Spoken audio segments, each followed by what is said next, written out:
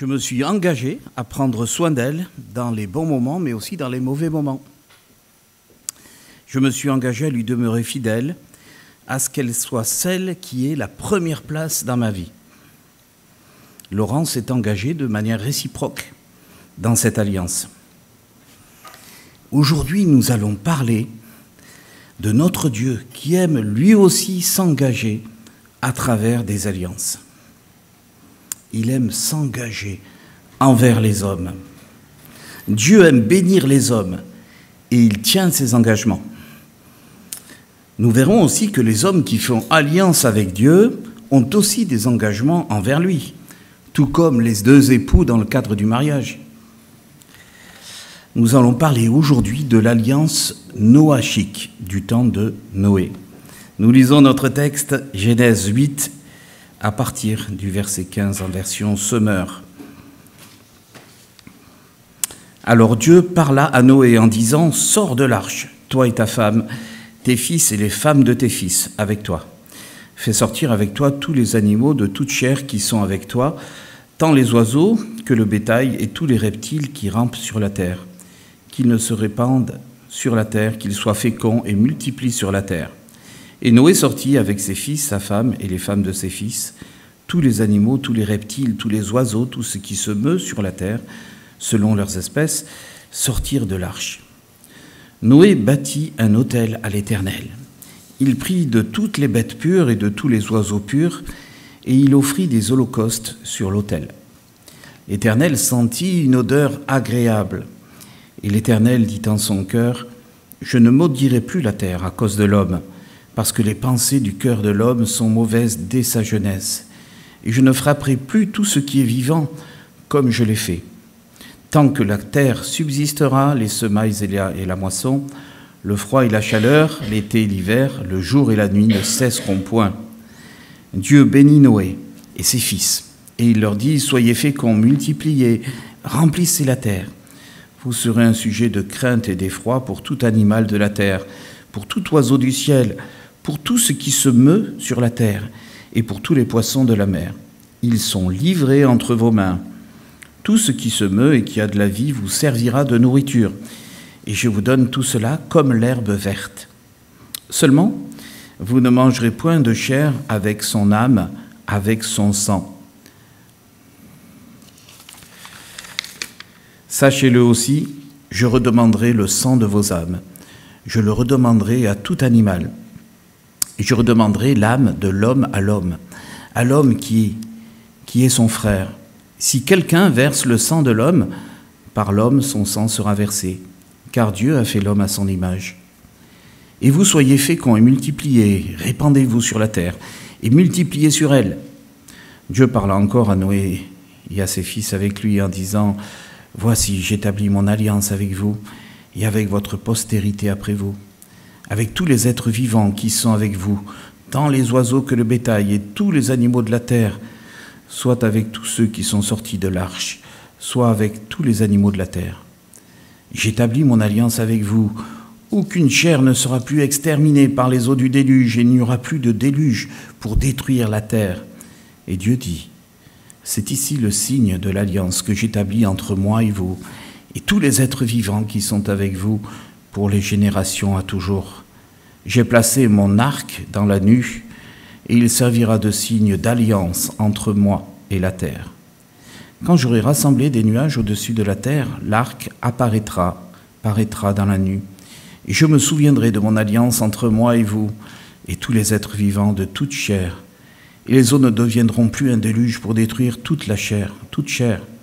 L'arc sera dans la nue, et je le regarderai pour me souvenir de l'alliance perpétuelle entre Dieu et tous les êtres vivants, de toute chair qui est sur la terre. » Et Dieu dit à Noé, « Tel est le signe de l'alliance que j'établis entre moi et toute chair qui est sur la terre. » Noé, son épouse et ses enfants, ses fils, ses belles-filles, vivaient dans un monde corrompu. Ce monde avait complètement oublié et rejeté Dieu. C'est pour cette raison que Dieu a décidé de faire venir un déluge pour démontrer à ces quelques survivants, ils étaient 8, et à leurs descendants, c'est-à-dire à nous finalement, pour nous faire réfléchir que la vie n'a aucune valeur sans la présence de Dieu. Lorsque le déluge a lieu, tous les animaux et tous les hommes hors de l'arche ont péri. Mais le péché, lui, est-ce qu'il a péri? Ben non. Le péché est ancré profondément dans le cœur de l'homme. Et il est demeuré dans la nature intrinsèque des survivants, des 8 survivants. Qu'allait faire Dieu puisque le problème de fond du péché humain n'était pas résolu? En lisant ce chapitre, nous faisons un constat tout d'abord. Après le déluge, Dieu a reconfirmé l'homme dans la mission initiale qu'il lui avait confiée au temps d'Adam et Ève. L'homme a toujours pour mission de travailler, d'être actif, de coloniser toute la terre, de la remplir en se multipliant et en dominant la création. Dieu, malgré l'irruption du péché, n'oublie pas son dessein initial. Quel était ce dessein initial quand il a créé l'homme? Avoir un jour un peuple nombreux sur toute la terre qui pourrait le représenter et le glorifier. Voilà quel était le dessein de Dieu au départ. Alors Noé a passé plus d'1 an sur les eaux du déluge. Et puis la terre a fini par apparaître à nouveau. Et ça a été le moment de sortir de l'arche. Et Dieu ordonne à Noé de faire sortir tous les animaux, ainsi que sa famille. Son dessein, malgré cette catastrophe planétaire qui vient de se produire, s'accomplira, car telle est sa volonté. Que va faire Noé, représentant des hommes? Que va faire Dieu pour atteindre ses objectifs? Nous allons voir premièrement que le premier acte de Noé, arrivant sur la terre ferme, c'est de faire une offrande à Dieu. Ce sera l'occasion de réfléchir au pourquoi de l'offrande et de ce qui fait qu'une offrande peut réjouir le cœur de Dieu. Nous allons voir aussi l'attitude de Dieu après le déluge. Que faire avec l'homme? Que faire avec le problème du péché? Et sa réponse va consister à une alliance avec l'homme. Nous verrons ce que c'est qu'une alliance et à quoi ça sert. Enfin, nous verrons qu'une alliance contient des clauses et des signes d'engagement des parties. Dieu s'engage, mais les hommes, eux aussi, de leur côté, doivent s'engager. Nous verrons en quoi consiste l'engagement des hommes dans cette alliance au temps de Noé. Premièrement, l'offrande de Noé. Noé bâtit un autel à l'Éternel. Il prit toutes les bêtes pures et de tous les oiseaux purs, et il offrit des holocaustes sur l'autel. Le premier acte de Noé consiste en la construction d'un autel et à cette offrande. Pourquoi? Dans le livre du Lévitique, bien des siècles plus tard, Dieu a institué des règles très précises concernant les sacrifices et les offrandes. On voit que du point de vue de Dieu, il existait 2 raisons principales de faire des sacrifices pour pratiquer des offrandes d'animaux. C'était d'abord pour demander le pardon des péchés de tout le peuple et deuxièmement pour remercier Dieu. Après avoir vécu toute cette période sous le déluge et sur les eaux, quel doit être l'état d'esprit de Noé en sortant de l'arche? Eh bien d'abord, il doit avoir un esprit de reconnaissance envers Dieu qui a pris la décision de le sauver lui et sa famille, n'est-ce pas? C'est un survivant. Mais en plus, en considérant les résultats du déluge, avec la destruction de tous les hommes, de tous les animaux, Noé peut, par crainte de son propre péché, implorer le pardon de Dieu et lui demander de continuer à lui être favorable. Noé prit de toutes les bêtes pures et de tous les oiseaux purs. Dans tous les animaux choisis, Dieu a considéré que certains étaient purs et d'autres étaient impurs. Les bêtes impures ont été laissées de côté et seules les bêtes pures pouvaient être choisies pour pratiquer des sacrifices en l'honneur de Dieu. C'est Dieu qui a décidé de la pureté au nom d'une bête. Et si nous lisions le chapitre précédent, nous pourrions voir que contrairement à l'imagerie populaire que l'on s'en fait, Dieu avait demandé de prendre bien plus qu'un seul couple par espèce. Certes, Noé ne devait prendre qu'un seul couple parmi les catégories de bêtes impures, mais 7 couples parmi les bêtes pures.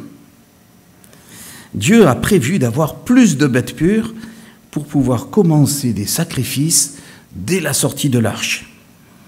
et sans risquer de provoquer l'extinction d'une race d'animaux. Pour Dieu, les sacrifices étaient donc essentiels dans sa relation avec les hommes. Le sens du sacrifice, des sacrifices, c'est que le péché mérite une sanction. La mort spirituelle, c'est-à-dire la mort spirituelle, c'est la séparation éternelle avec Dieu. C'est le pire qui puisse nous arriver. Lorsqu'on se trouve devant la sainteté de Dieu, eh bien l'homme pécheur ne peut subsister, ne peut survivre. Il ne peut que mourir, qu'être exterminé. Et c'est ce qui se passe symboliquement lorsqu'on pratique un sacrifice. Le sacrificateur tient l'animal innocent, puis il l'égorge. Bien sûr, le sang se met à couler et la vie s'en va. Le symbole, c'est que l'animal meurt à la place de l'homme pécheur. C'est l'homme pécheur qui devrait mourir dans la présence de Dieu. Eh bien, pour empêcher cela, l'animal prend sa place.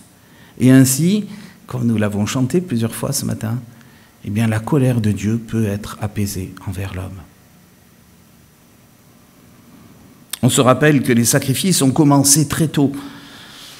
Le premier sacrifice connu, c'est celui des fils du premier couple humain, les deux fils Abel et Caïn.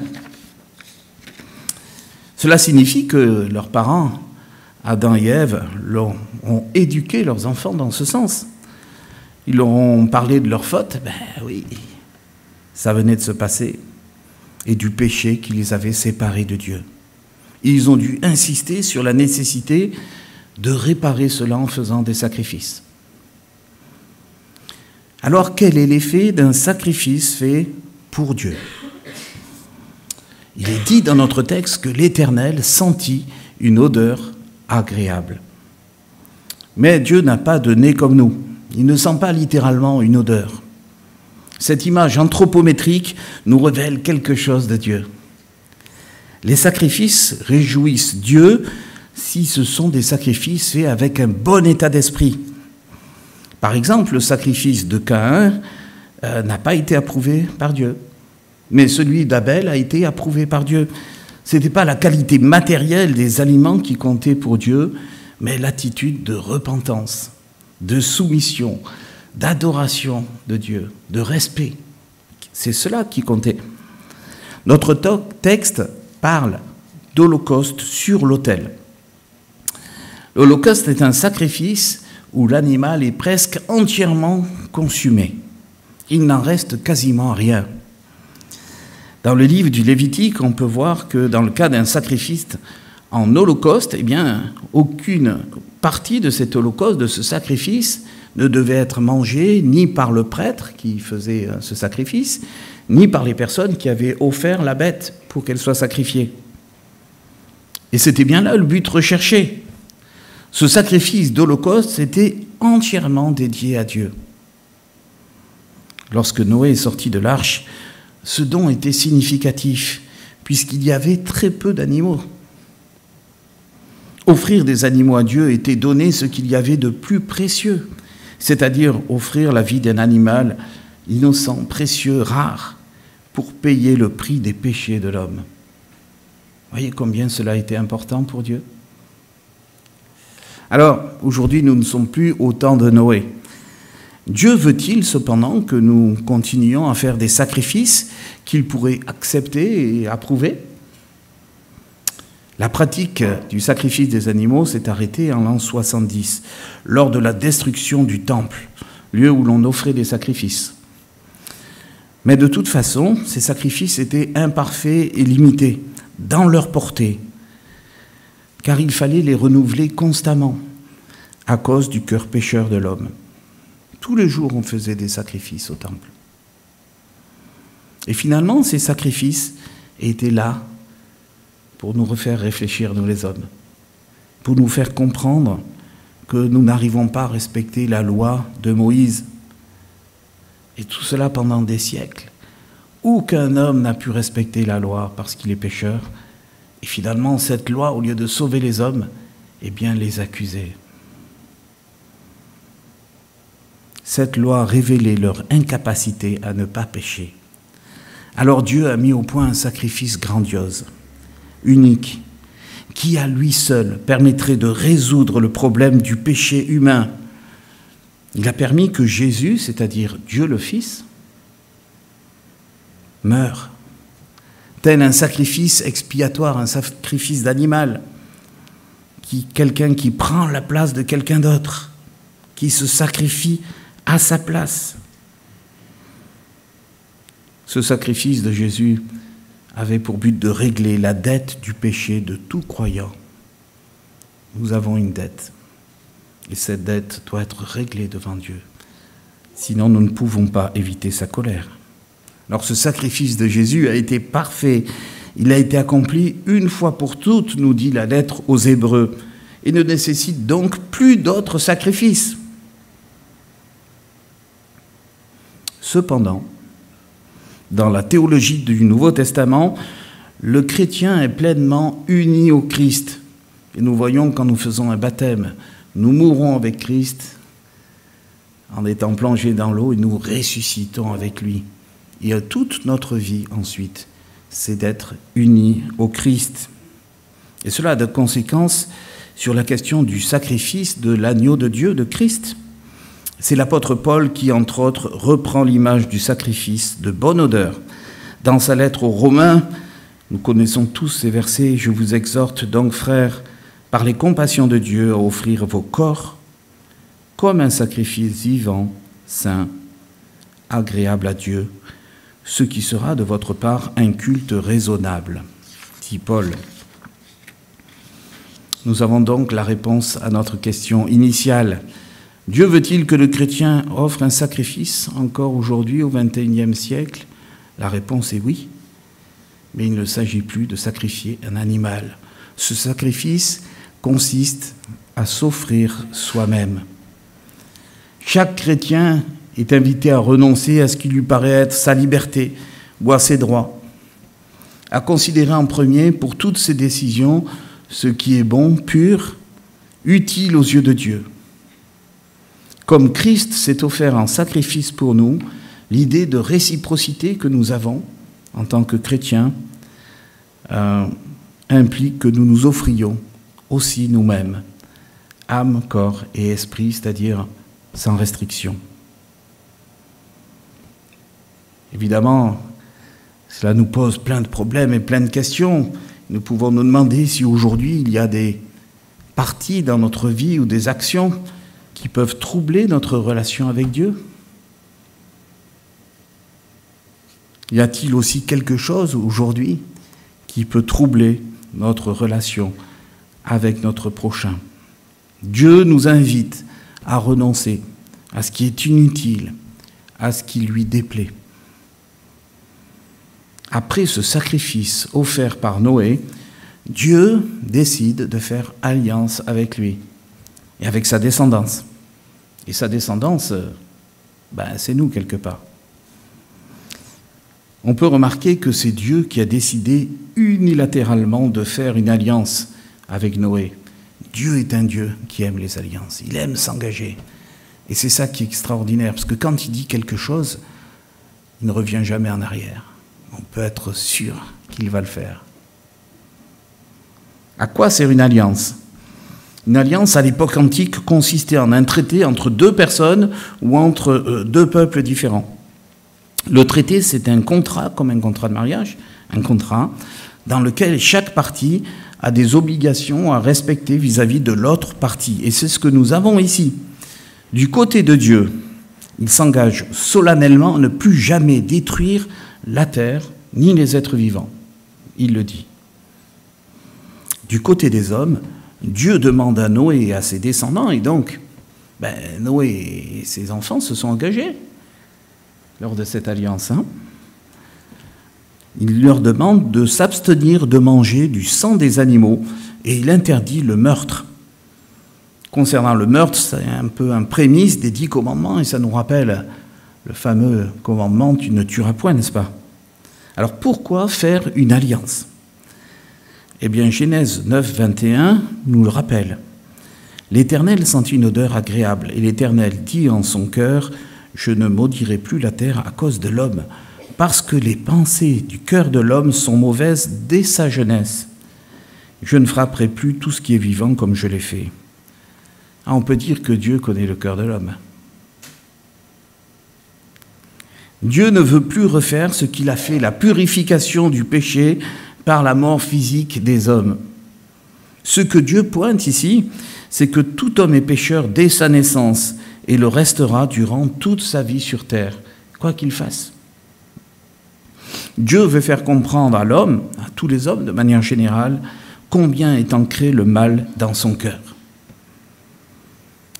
Et le problème, c'est que l'homme ne peut lui-même extirper ce mal. Et Dieu alors décide de ne plus sanctionner toute sa création à cause de cela.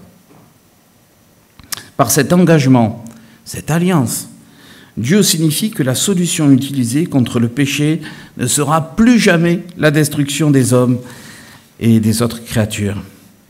Dieu trouvera un autre moyen pour résoudre le problème du péché. Et par exemple, la pratique des sacrifices a été un des moyens que Dieu a utilisés pendant des siècles pour éveiller l'homme sur son état de pécheur et pour le conduire à une sincère repentance. Mais plus tard, Dieu a trouvé un moyen pour régler ce problème du péché de manière définitive. En souvenir de cette alliance noachique, nous voyons que Dieu laisse un signe tangible et visible de cette alliance perpétuelle dans le ciel. C'est le fameux arc.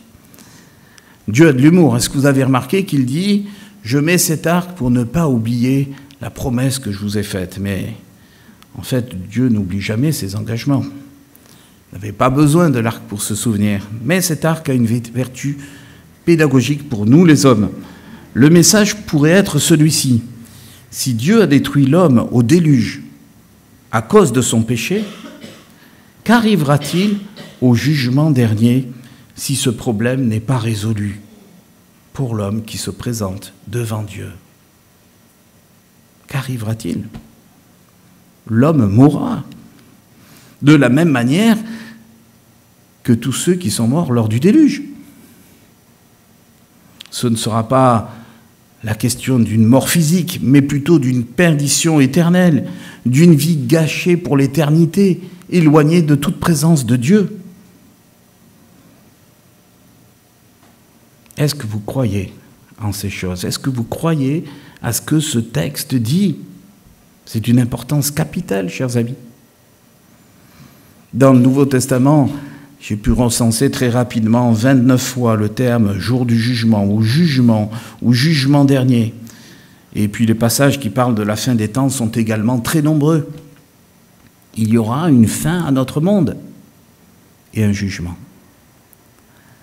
De la même manière que les hommes ont été déclarés coupables de péché et condamnés au temps de Noé, il y aura de manière certaine un jugement pour tous les hommes de tous les temps à cause du péché originel qui s'est transmis de génération en génération.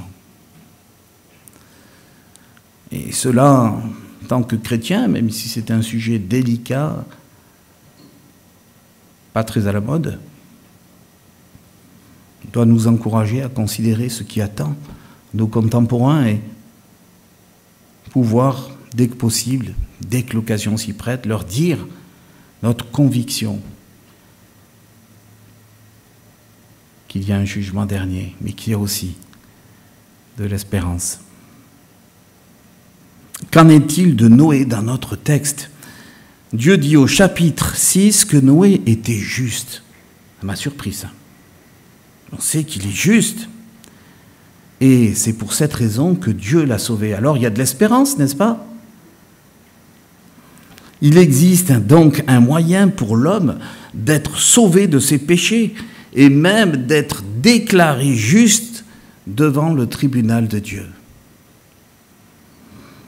De la même manière que Dieu a laissé dans le ciel le signe du péché de l'homme et de la grâce infinie que Dieu lui a faite, en ne recommençant pas à faire un déluge, Dieu a décidé de laisser un autre signe de sa grâce aux hommes.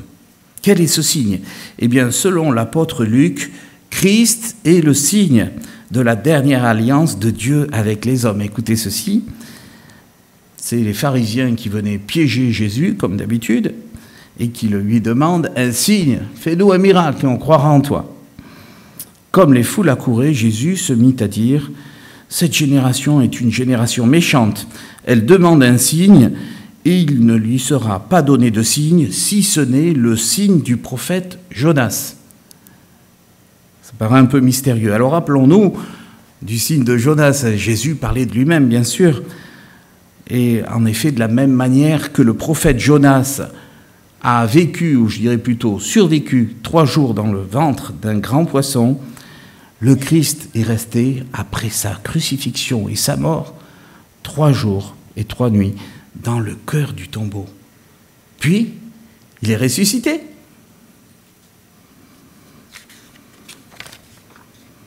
Voici le signe donné par Dieu pour sauver l'homme de son péché.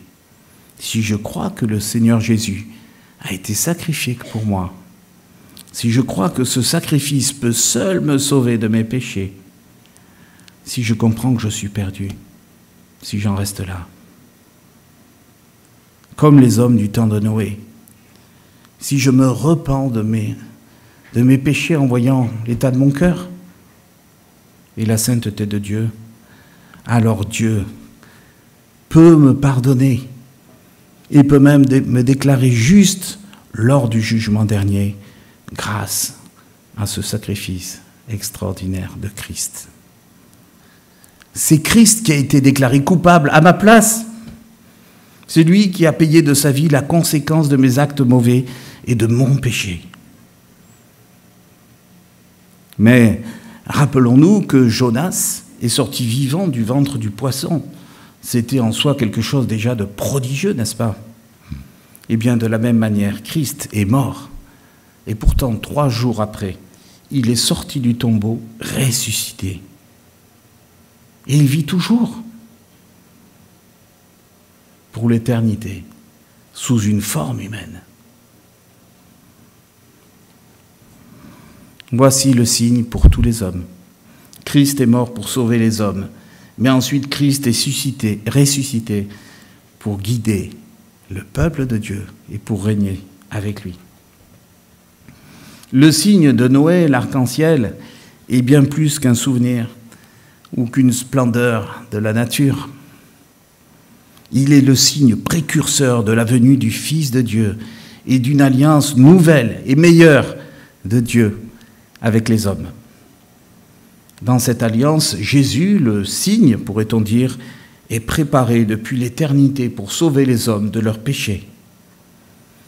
Le cadeau offert à Noé a été la survie à ce déluge. Mais le plus important qui lui est arrivé, c'est que Dieu l'a déclaré juste, n'est-ce pas? Le cadeau offert pour quiconque croit au Fils de Dieu, c'est la vie éternelle auprès de Dieu. Chers amis, est-ce que vous avez reçu ce signe dans votre vie? Est-ce que vous avez reçu Christ dans votre vie? Ou avec d'autres mots, est-ce que vous avez reçu cette vie éternelle par la foi au sacrifice de Christ? Et si oui, vous êtes des bienheureux, n'est-ce pas? C'est une grâce extraordinaire. Et si ce n'est pas encore le cas, pas de panique. Saisissez le signe du Fils de Dieu pour éviter la perdition éternelle. Nous allons voir maintenant, c'est notre dernière partie, plus petite partie. Quelle est la contrepartie à l'alliance que Dieu a proposée à Noé, c'est-à-dire les obligations que Noé et sa descendance devaient respecter. On a parlé d'un contrat et chacun des obligations dans l'alliance. J'ai appelé cette partie le respect de la vie, parce que Dieu parle du sang qui est le symbole de la vie. En Genèse 1, Dieu avait promis à l'homme, ou lui avait permis de manger quoi? De l'herbe, ou des arbres, des fruits. Voici, je vous donne toute herbe porteuse de semences qui est à la surface de toute la terre, et tout arbre fruitier porteur de semences, ce sera votre nourriture. Mais ici, il y a un changement important. Genèse 9, 3, « Tout ce qui se meut et qui a vie vous servira de nourriture. Je vous donne donc tout cela comme l'herbe verte. » Une nouveauté donc, Dieu permet à l'homme d'avoir un régime carnivore. C'est bien pour ceux qui aiment les steaks. Alors on ne sait pas si les hommes avaient déjà mangé de la viande depuis Adam, mais en tout cas, c'est à partir de Noé que Dieu a donné la permission officielle. Et pour cette raison, un chrétien doit se sentir libre de manger ou pas de la viande. Dieu n'exige pas que l'homme soit végétarien ou végétalien. Il y avait donc permission de manger des animaux, mais à l'exclusion de leur sang. Pourquoi cette restriction? La raison qu'en donne l'Éternel, c'est que le sang des animaux est leur âme ou leur vie. Et le mot hébreu de sang signifie ces deux choses justement, âme et vie. Sang en hébreu, ça veut dire âme et vie. Le sang nous est représenté ici comme la partie noble de l'animal et comme l'équivalent de l'âme proprement dite. Il fallait donc que l'homme respecte cela et n'y touche pas. Des commentateurs vont encore plus loin. Ils pensent que cette interdiction s'explique par la sainteté du sang, symbole du sacrifice sur l'autel. Manger le sang des animaux serait faire une sorte d'offense à Dieu, pour qui seul on répandait le sang. En quelque sorte, c'était un privilège qui lui était réservé à lui seul. Alors aujourd'hui, peut-on manger du sang des animaux, du boudin par exemple, ou consommer des viandes non cachères? Nous savons que les deux religions de l'islam et du judaïsme sont toujours très attachées à consommer des viandes purgées de leur sang, n'est-ce pas? Le Nouveau Testament s'est prononcé pour la suppression totale et définitive des sacrifices d'animaux, puisque le sacrifice de Christ est pleinement suffisant et n'a pas besoin d'être renouvelé. Il en a été de même concernant toutes les règles alimentaires de l'Ancien Testament. Eh bien, elles ont été supprimées. Il n'y a pas d'obligation de les suivre. Et donc, pour ces deux raisons, les chrétiens jouissent de la liberté de consommer des viandes avec du sang. Le croyant peut donc librement décider de manger aujourd'hui des aliments, et c'est important, sans prendre le risque d'offenser Dieu. Deuxième et dernier point de notre texte, l'interdiction de tuer son prochain, toujours par rapport à cette question de sang. Le principe universel que Dieu exige de l'homme, c'est que l'homme doit profondément respecter la vie humaine. Cela concerne le meurtre, mais cela concerne aussi plein de questions d'éthique. Nous devons toujours nous poser la question, c'est une créature de Dieu. Attention. Cela paraît évident à tous qu'un homme ne peut décider d'en tuer un autre sans conséquences graves pour lui. Et si ce n'était pas le cas, nous vivrions dans un monde profondément anarchique. La terreur et la guerre civile régneraient. Mais pourtant, il y en a des homicides aujourd'hui. Ben oui, parce que le cœur de l'homme est toujours pécheur, n'est-ce pas? Et l'homme ne respecte pas ce que Dieu lui dit.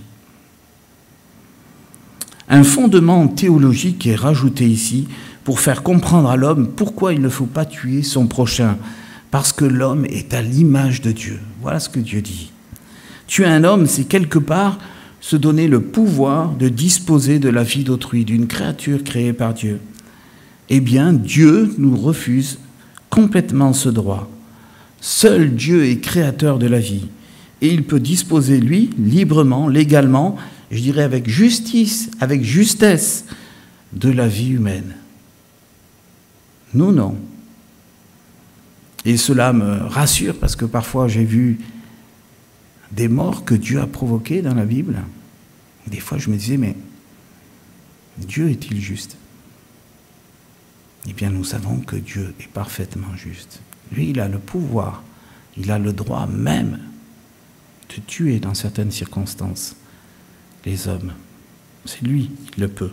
Mais nous avons été créés à l'image de Dieu. Nous sommes donc ses représentants, ses ambassadeurs.